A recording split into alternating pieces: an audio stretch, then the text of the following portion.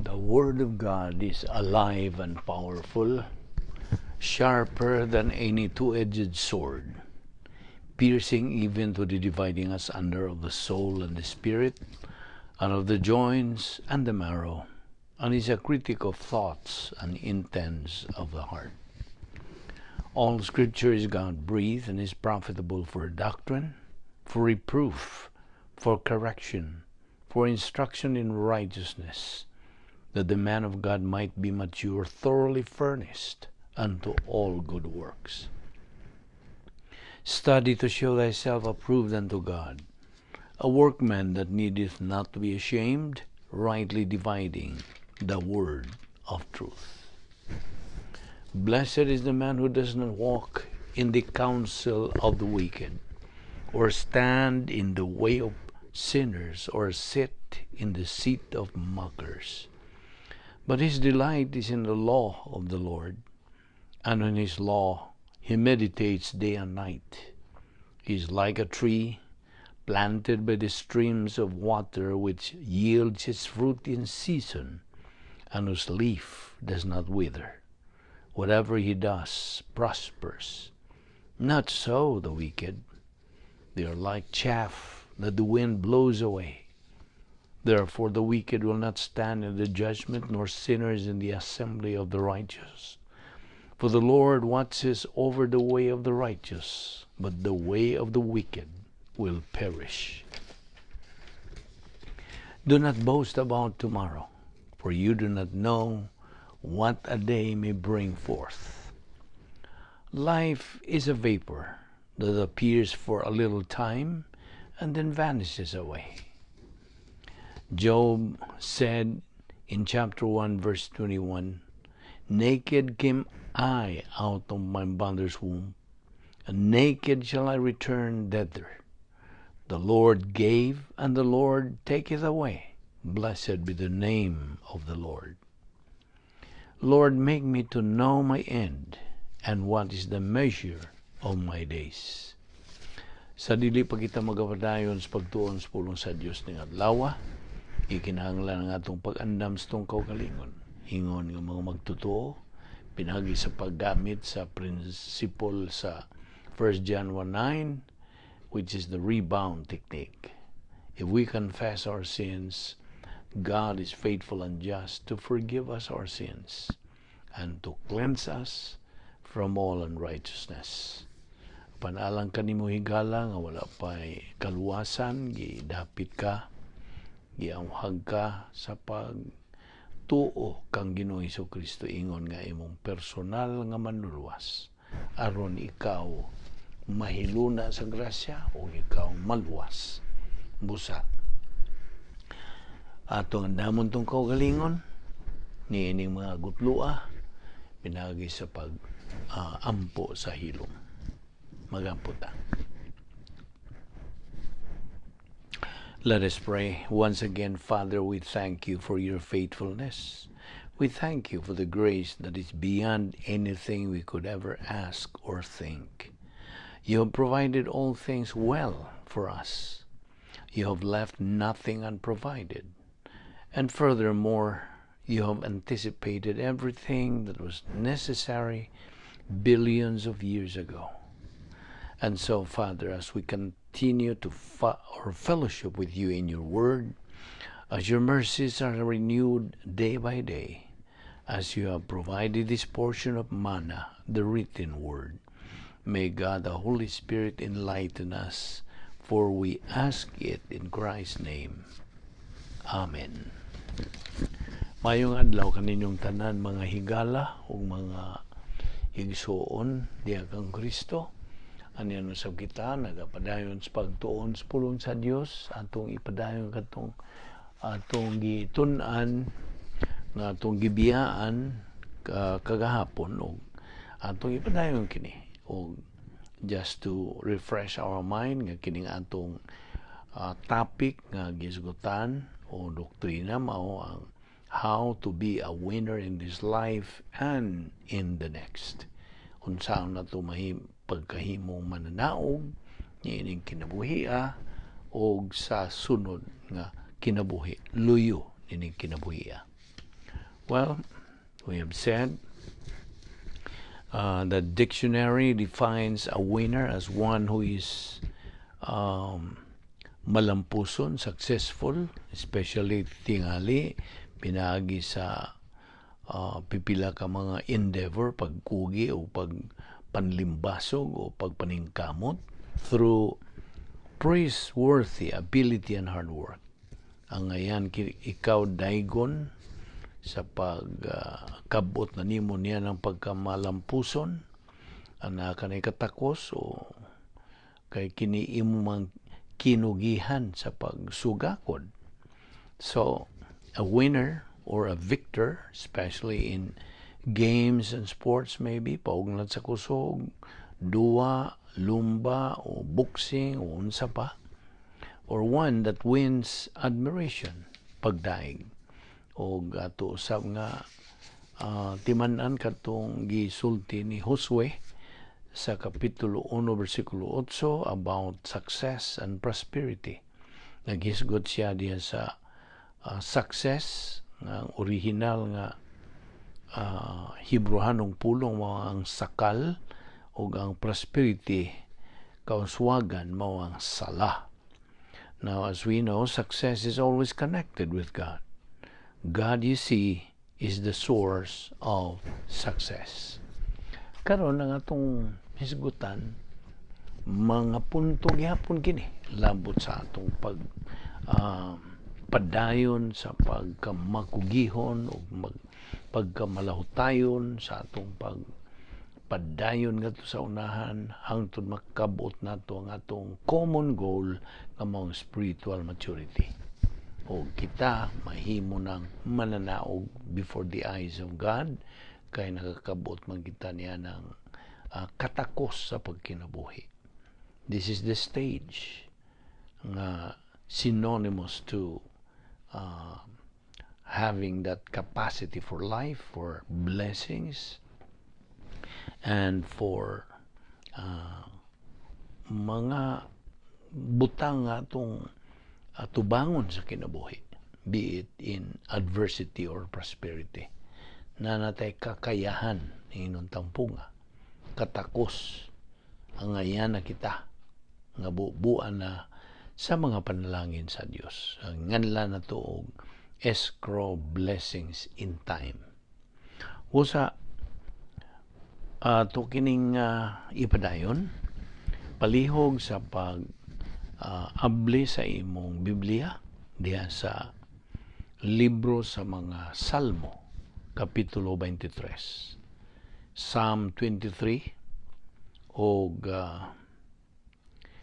this is our text niining adlaw sa atong pagtuon sa pulong sa Dios. O kini may kalabutan sa atong topic nga how to be a winner in this life and in the next. Now, okay. Nagkasiguro ko nga na ay daghang mga tao, a lot of believers, even unbelievers, who do memorize niining maong salmo. Murag nasag-o na nila kini, popular man kay kini, Salmo 23. Because, like I said, this is a very popular or famous psalm.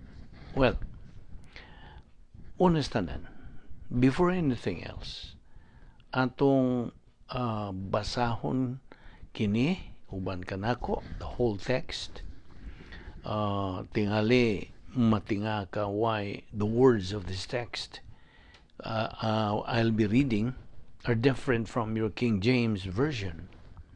Now, I'll be reading the original translation from Hebrew. O kini na kanayon. Kung andam ka na, sunod lang. It says, "The Lord is my shepherd. I cannot lack for anything. He causes me to lie down in green pastures. He leads me to waters of refreshment. He restores my soul. He guides me in paths of righteousness because of his reputation. Also will I walk through the valley of the shadow of death, I cannot fear evil, since you are with me. Your rod and your staff, they comfort me. You have prepared a table before me in the presence of my enemies. You have anointed my head with oil. My cup is overflowing. Only the good and grace shall pursue me all of the days of my life, and I shall dwell in the house of the Lord forever. Now, atong tukbilon ni ining adlaw, kining particular psalm, which a lot of people do consider it as some kind of shield, mura og kanang panalipod, to protect them from harm or evil. We call this back home as mura bag anting-anting. Now, niining adlaw, we're going to find out who really are fit nga angayan to use it in applying its principles to their daily living. Adlaw-adlaw nilang panginabuhi. Atong susihon, if you really can use this particular psalm, nga imo bagyo magamit kini as panalipod or shield from harm, from evil.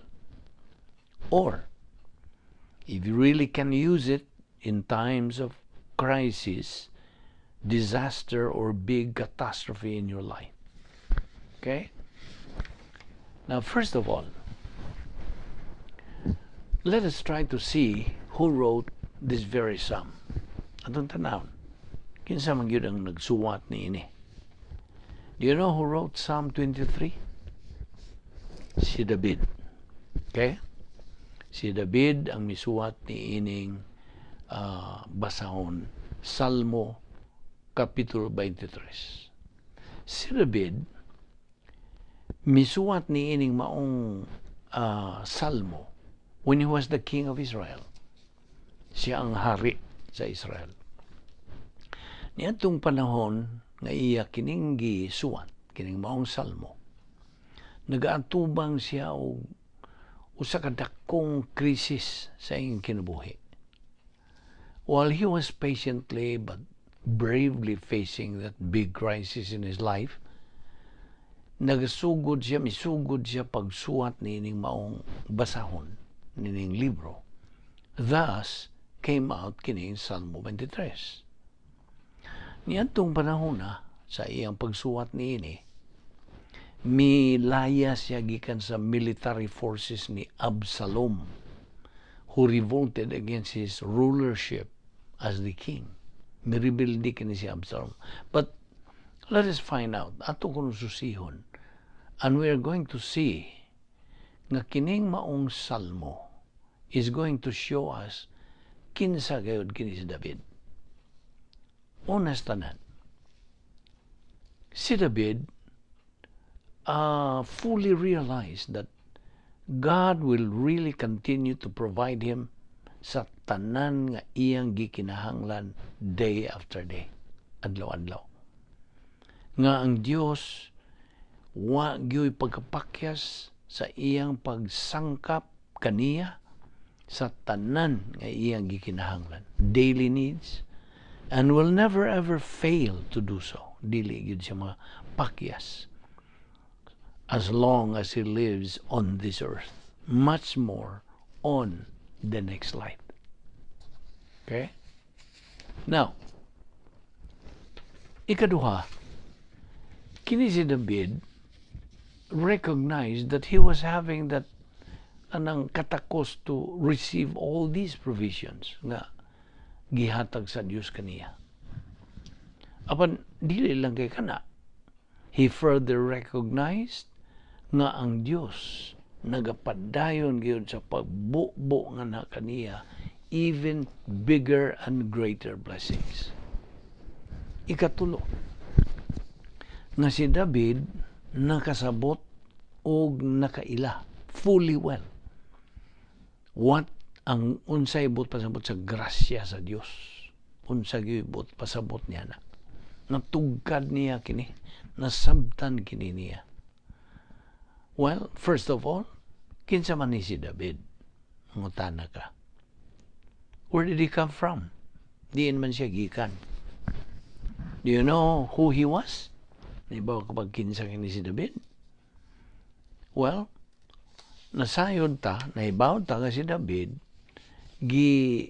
dihugan kini, was anointed, ug pinili kini sa Dios nga mao ang mahimong hari sa Israel. Okay? Siya dinihugan ni Samuel, ingon nga hari sa Israel. Si David, midumala sa maong nasod Israel throughout the history of that nation. Nahimo siyang ilado nga military leader sa mga Israelite army while he ruled the nation Israel. Now, not only that, kini si David was well known. Ilado kini siya, bantugan kini siya as one of the richest, usas mga kinadatuan, and in fact, kinadatuan siya throughout the world during his time. Okay? Wherein, ang tanan nga iyang mga inheritance, kabilin, he left them ngadto ni Solomon. Now, who is this Absalom? Mungutana sa kunimo. Mungutana katingali. Kinsa man ni si Absalom? Kini sa Absalom, usa kini sa mga kamagwangang anak ni David. Absalom was one of the oldest son of David. And he was one of David's sons whom David loved so well, just as he loved Solomon too. Now, kini si Absalom, usa ka anak laki whom people throughout the entire kingdom, sa tibuok gingharian, strongly believe will succeed the throne of David sa diya nga si David mawana when David is gone. Apan nga naman, unsa man gyud, what actually happened that Absalom revolted, rebelde siya, batok siya ang amahan? Ngano ni? Nganong nahitabo man to? Well, something happened in his family. Because one of Absalom's brother from someone else's mother or from different mother. And you know why it's different mother? Naibaw ka. One of Absalom's brother, nginganlan og Amnon, from a different mother, did kinisi iyang gilugos kadtong igsoong babae ni Absalom. So, one of Absalom's brother, named Amnon, from the different mother, did rape Absalom's sister. Ang igsoong bahay ni Absalom, gilugos by that. We may call half-brother of Absalom. Okay? O kini si David as the king during his time. By the way, the king at that time was the judge in the entire nation. May maghuhukom. O gituhuan kadto si David was really going to come up with the right judgment that that brother of Absalom was guilty, sadan, of the crime of rape, and that he is going to administer judgment. The judgment was death. Death for raping Absalom's sister. Now, kining mong paghukom was going to be administered in accordance with God's law. Sigon kini sa balaod sa Dios. But did David do it? Gihimo ba ito ni David? The answer is no. Napakyas kadto si David to fulfill that very law with regard to declaring judgment on that particular crime being committed. And do you know what happened? because of that. Ibaw kapag unsa nita mo. This is what happened.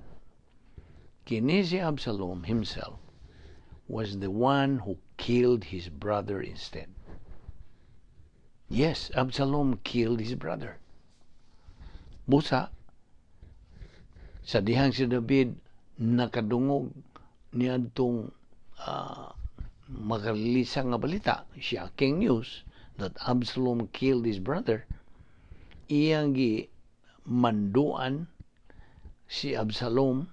He ordered Absalom to be driven out nga pa layason gikan sa iyang gingharian.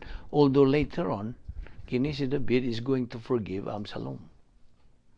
Now, this very incident, kining maong hitabo, nakaingon kini had caused Absalom to be so mad at his father. Samot ko siya pagkadilaab ang iyang kasuko. Okay? Si Absalom was so mad at his father that misugod kini og iyang gitigom a good number of soldiers. Iyang gather. Si Absalom, because he possessed a strong, convincing personality, nadani a lot of soldiers to join his rebel forces. And do you know what happened next?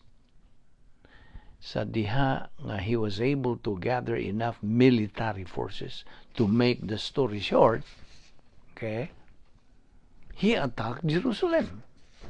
Iyang gi-atake ang Jerusalem. Ug niining puntuhan, niining dapita, in time, si David went out of Jerusalem. Iyang gibiyaan ang iyang palasyo. Iyang gibiyaan tanan. And he was forced to back out, to retreat ngadto sa kabukiran, to the hills. Now, kini mao ang panahon while he stayed in the hills that he had practically nothing in him. He had no one to rely upon. Wa siya laing kadangpan. Wa na siya mga sundalo. And wa na siya mga kabtangan. No more wealth. His being rich was completely gone. Okay? Now, si David misuwat ni inang maong Salmo 23. Now, atong sugdan sa pagtuon kining maong particular psalm. Atong susihon who really are fit to use this. Okay? Unas tanan. The very first thing or part of this psalm in verse 1 says, sa gisulti sa versikulo 1, the Lord is my shepherd. Now, who is this Lord being spoken of? Kinsa man ang gisgutan nga Lord? Well, sa original nga Hebrewanong pinulungan, it is Jehovah. Okay? Now, who is this Jehovah? Mangutana ka. Let us clarify this. Who is this Jehovah? Bueno, ang Yahweh is right there in the word shepherd. The Lord is my shepherd. Imong makita nga unas tanan atong i-establisar the fact as to who is this shepherd nga gisgutan ni David. Diha sa Juan 10:11 kini nagahisgot bahin sa usa ka maayong magbalantay sa karniro. Shepherd. Pangutana, who is the good shepherd dinhi? Who is the good shepherd? In John 10:10 and 11, kinsa man ang good shepherd? Kinsa? Well, let us first establish this dinhi. Ang mga bersikulo 10 ug 11 kini nagkanayon. Okay? Unsay gisulti diha? The thief cometh not but for to steal and to kill and to destroy. I am come that they might have life and that they might have it more abundantly. Versikulo 11, I am the good shepherd. The good shepherd giveth his life for the sheep. Now, nagagikan yun gikan sa ba ni Ginoong Jesucristo, right from the lips of our Lord Jesus Christ. He says, I am the good shepherd. Busa, unas tanan, atong establisar kini, that when the Bible speaks of shepherd, it means who? It means the Lord Jesus Christ. Karon, since we have already established this, atong tutukan at the other parts of the Bible which talks about the Lord Jesus Christ being a shepherd. Okay? In Hebrews chapter 13 verses 20 and 21, si Ginoong Jesucristo mao ang great shepherd. Diha sa 1 Peter 5:4, si Ginoong Jesucristo is called the chief shepherd. Okay? Unas tanan, we have already established the fact nga ang shepherd is the Lord Jesus Christ.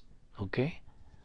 Og tungod kay we have already established that the Lord Jesus Christ is the shepherd, or the shepherd is the Lord Jesus Christ, let us make it clear dinhi nga si Ginoong Jesucristo is not only a good shepherd, but He is a great shepherd and is the chief shepherd. Now, kining tulo ka mga ngan nga ginganlan si Ginoong Jesucristo, the three names, in His being a shepherd, doon na kini kahulugan. His being a good shepherd, the first one, mao kini ang hulagway ni Ginoong Jesucristo as He gave His life at the cross for the sheep. Iyang hatag iyang kinabuhi. And because of what He did at the cross, sa iyang gibuhat dito sa cross, as the good shepherd, iyang gibuksan ang ganghaan for the sheep to come into the fence. Okay? Now, as great shepherd, si Ginoong Jesucristo is the faithful provider and protector of the sheep. He loves His sheep so much nga iyang gihatag ang iyang kinabuhi alang kanila. Greater love hath no man like this. John 15:13. He made the everlasting covenant through His blood, meaning His redemptive work, iyang buhat sa kaluwasan. Now, as chief shepherd, si Ginoong Jesucristo is going to come back for His sheep. Mubalik siya alang sa iyang mga karnero. So these three names, kining tuto ka mga ngan, or titles ni Ginoong Jesucristo, namely as good shepherd, as great shepherd, and as chief shepherd, they have their own meaning insofar as our Lord Jesus Christ functions towards all believers are concerned. Now, atong i-establisar dinhi usab ang ikaduha nga butang dinhi, that the sheep here is the believer. Okay? Because you'll be able to see very clearly matataw nimo pagayo dinhi when you read these three different names or texts of the scriptures. Kung imong basahon kini sila, ikaw mo ingon ug mo conclude without hesitation nga ang sheep diha, ang magbalantay sa karniro, being referred to is the believer in this age of the church, meaning panahon sa simbahan. So we have already established the fact nga in the first place, only believers can use or are qualified to use this particular chapter of this Psalm 23. So akong balikon, only a believer can use this psalm. Only. Now, unsa may function, or what does a shepherd usually do? Now, let's see his function. Ang iyang buhat. Unas tanan, he provides or gives two things.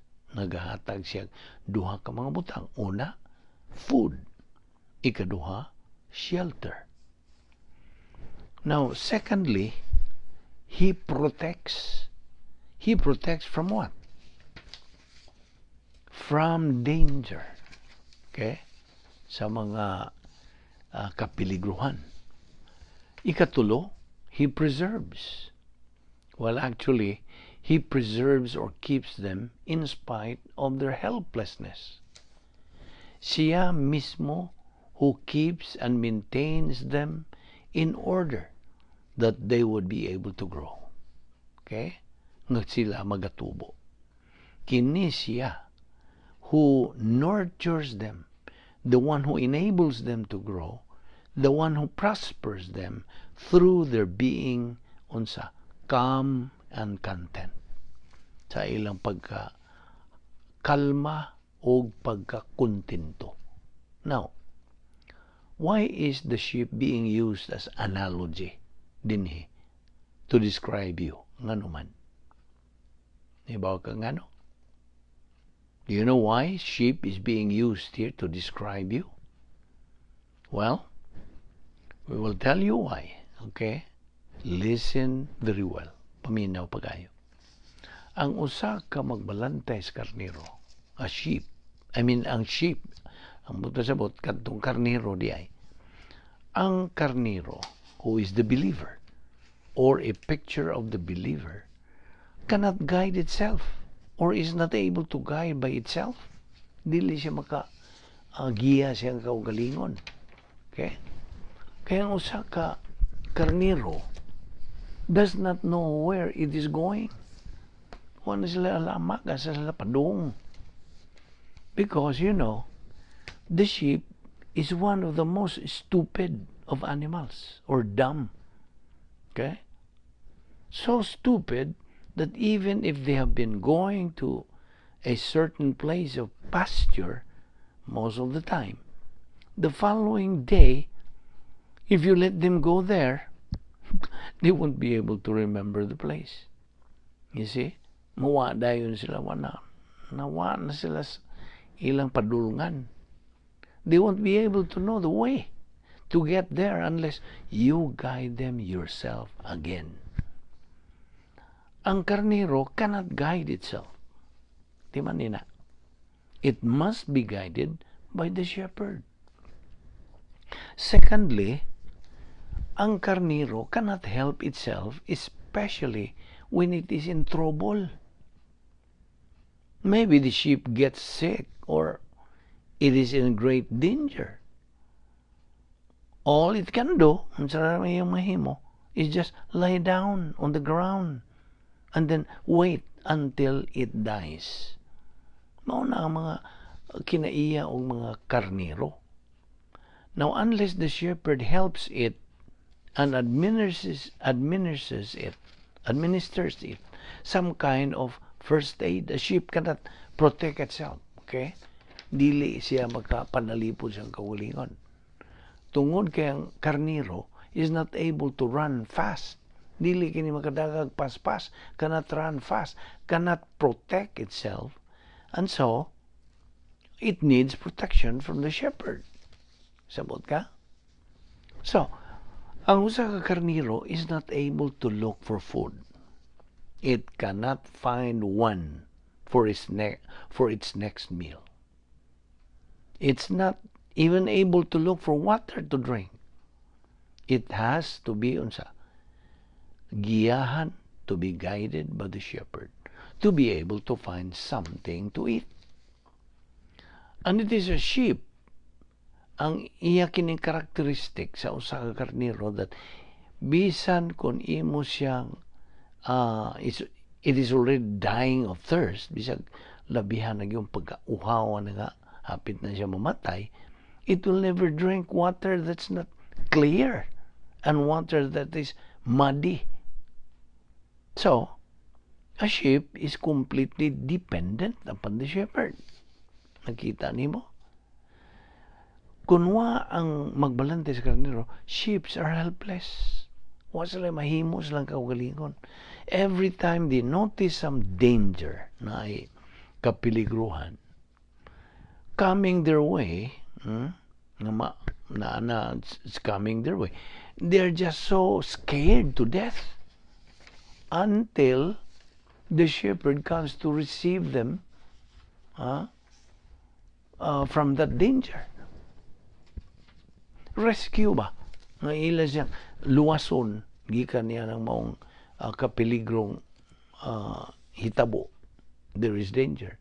Now, when sheep hear the shepherd's voice, sa diya makadungog kinistingog sa magbanglantay sa karniro, mao kada ang panahon they would feel secure. Their fear disappears and they would feel confident. That's a beautiful picture of the believer, isn't it? Hulagway ka na sa usa ka magtotoo. Og niya pag yun. Samtang ang mga karniro just wander and wander around without knowing where to go. They would tend to stumble most of the time. Mga tumban sila. And would eventually fall down in cliffs sa mga pangpang and hills sa mga kabukiran, not knowing what actually is happening to them. And the poor shepherd, ang looy in town nga, magbalantay sa karniro, would be spending his time finding the sheep that are lost. And harag yun ang iyang panahon. Sige, pangitan yan itong mga sakop sa iyang sa panon nga, nangawa. Mao ka na hinungdan nga no, the top of the staff of the shepherd. Kurbada. Mahulagway ba di mo na? Kana bang kuptan sa magbalantay sa karniro ni shepherd? That's the reason why the top of that staff of the shepherd is curved. Nga no? That's what he uses in picking up the sheep that fell in cliffs. Mao na iyang ikuhit aron ma-rescue niya kadtong nga hagbong dito sa mga pangpang. And that's the very reason why si David miingon, the Lord is my shepherd. Tungod ka, if the Lord is really your shepherd, there is really nothing at all ni ining kalibutan na which you could consider more important in your Christian life. Nothing. Wa ko mahibaw, if there are some of you here nagpaminaw ni atong pagtuon ni who have been counting your money all the time. I don't know if there are some of you while you are sitting there listening to this message who are always thinking of your personal belongings and wealth, mora na imong siguna-una, imong negosyo, imong mga giatubang nga trabaho. Your minds are there at home thinking of anything you consider precious. Now, but let me tell you this, that all the things in this world which you consider precious and priceless, kining tanan temporaryo ug mo unsa mulabay lang. They are just temporary and passing. They won't last long, right? Karon you have them, tomorrow they are gone. But what did David continue to say, which is the most beautiful thing to know?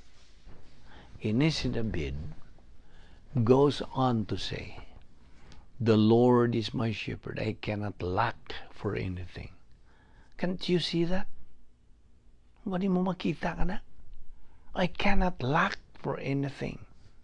Mo ni gisulting David. Well, one of the most touching messages that I know of regarding death in a family, it says like this. Kung usa ka sakop sa imong panimalay mamatay or a loved one dies, what we would really feel, and we certainly would feel is the most painful thing. Kinabugatan, kinasakitan, because of that loved one's final departure from you. We cannot blame you for shedding your tears because of that most painful, sad feeling. Dili ka mabasol. But, if you are a believer, you should always remember this. Ayaw na gyud ni kalimti.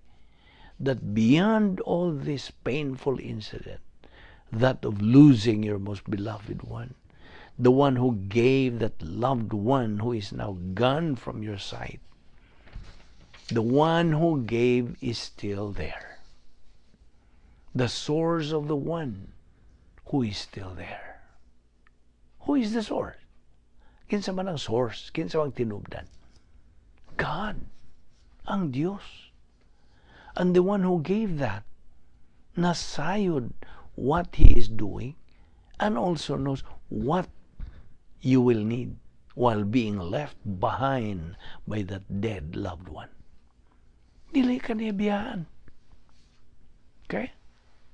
Apa niya si David, who is telling you, look, I cannot lack for anything. Pangutana. Where was David when he was writing this? Diin siya?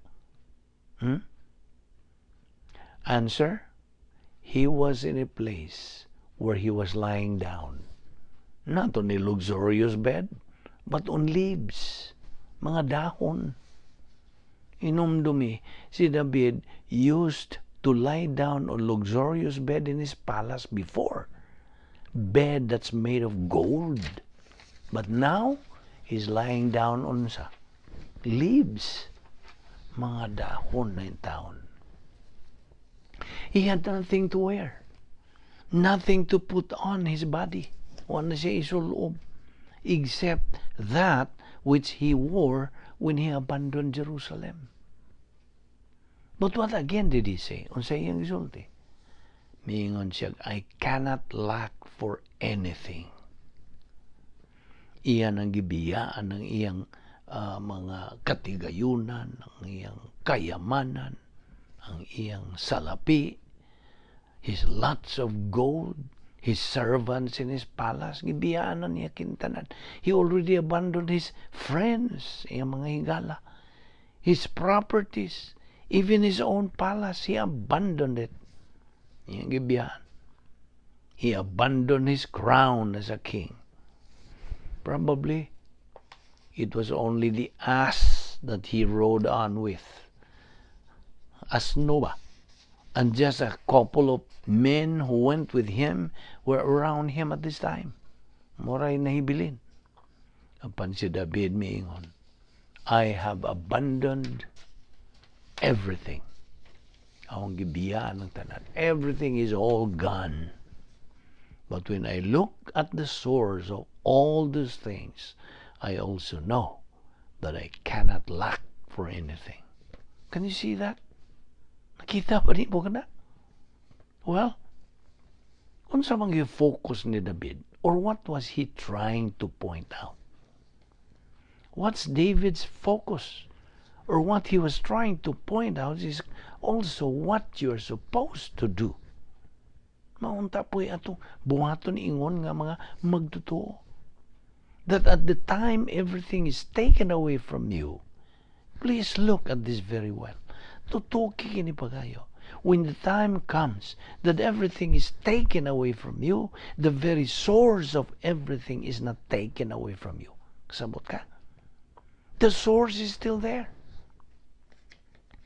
Ang tinubdan nining tanan, anaa gihapon. And the source is kinsa? Ang Diyos. Always remember this. God never cancels His provision for you in everything that you need every day. Dili niya makansilar ka na. Despite evil deeds, despite personal sins, despite doing human good, wa gyud niya kansilaha ang provision sa Diyos.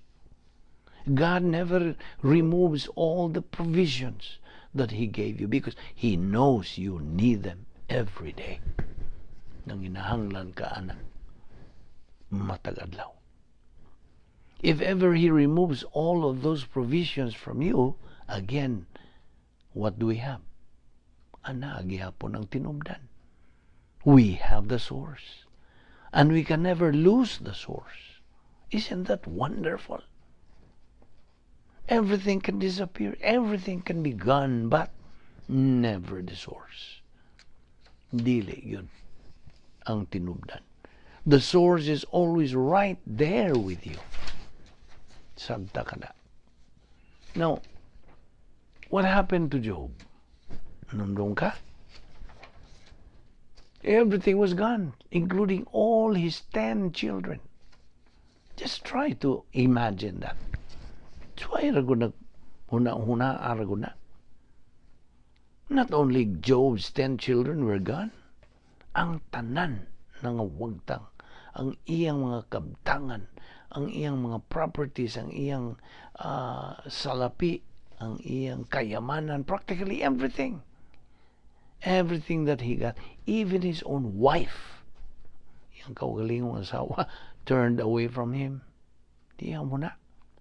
Apan si Job, nasayod, nahibaw sa Bible doctrine very well that he knew nga ang tinubdan was always right before him. The source of everything he just lost was always there. And what did Job say? In the midst of the terrible testing he got, ang sayang isulti, the Lord giveth, the Lord taketh away, blessed be the name of the Lord. Ana. This is what we believers should have as an attitude. Mao gyud unta kini ang atong batunan nga pagtagad. You know, God has a plan for you as a believer. That's why may hinungdan nga ikaw nagaginhawa pa, ikaw buhi pagyud kaayo, tungod kay ang plano sa Dios sa imong kinabuhi wa pa mahuman. It's not yet over. That very plan of God for your life mahimo kining klaro ug tataw kanimo only, underline the word only, when you persistently study God's Word. Ingon nga magtotoo, you are supposed to have a crystal clear understanding of God's plan for your life, which God wants you to know. That's the reason why mao ka na hinungdan ngano nga ang Dios still makes you alive and kicking right now by providing you everything you need in your everyday living. And together with David, you can boldly say, I cannot lack for anything. Well, there are a lot of believers who think daghang duot sa mga magtotoo nga nagatoo that the provisions that they are enjoying, the provisions of everyday living like food to eat, transportation, clothes, home, and others are what they call blessings. They are not blessings. In the Word of God, these are not blessings. Kasabot ka? God's Word says, these are the provisions of God. Naibaw ka ba ngano, these are just provisions and not blessings? Naibaw ka ba? These are just provisions of God for you, believer. Tungod kay God wants you to fulfill His plan. That's why it's called provisions of God, because God is providing you the means to be able to fulfill His plan in your life. O kana, mo na gitawag na to, grasya. Inundom ka ba? Mo ni grasya. And do you know why it's grace? Grasya kuno kini, grasya kini tungod kay although we don't deserve it, God continues to provide us our needs. That's God's faithfulness. Sabtag yun na. Igsuong magtotoo. mao ka na ang pagkamatinumanon sa Dios. Now, ato kining ipadayon ugma. Daghan pa kitang paghisgutan mga punto din sa doktrina. May tungod ni Haring David. Daghan kitang mapupo pang mga pagtulunan ini. Musa gidapit ka, higala. Padayon sa imong pagkamakugihon sa pagsunod nining atong Bible study through the YouTube under the Vic Balbido Evangelistic Ministry. Ayaw gyud sipyata ang sunod natong pagpadayon ini kay series man kini nga makatunan nimo anam-anam ang mga punto sa doktrina nga sarang nato magamit sa atong adlawng panginabuhi aron kita unsa mahimong mananaog niining kinabuhi o sa sunod nga kinabuhi. That is our focus. Atong ipunting diha sa atong common goal, which is spiritual maturity, capacity for life, for blessings, o mga escrow blessings in time. Nga kita mahimo kayo di ay mananaog ubos sa grasya sa Dios. Magampo ta. Balaan na mo nga Diyos, nagapasalamat kami kanimo sa imong itudlo kanamo nining adlaw. Naot nga kining mga punto sa doktrina among silsil gayon sa among kalag. Aron kini among tuuhan ug among gamiton sa among adlaw-adlawng panginabuhi. Nga diin among makatunan ang mga hitabo bahin ni Haring David o sa iyang pagsuwat nining Salmo 23. Kining tanan among gipasalamatan sa ngalan ni Ginoong Hesukristo, among bugtong manluwas. Amen.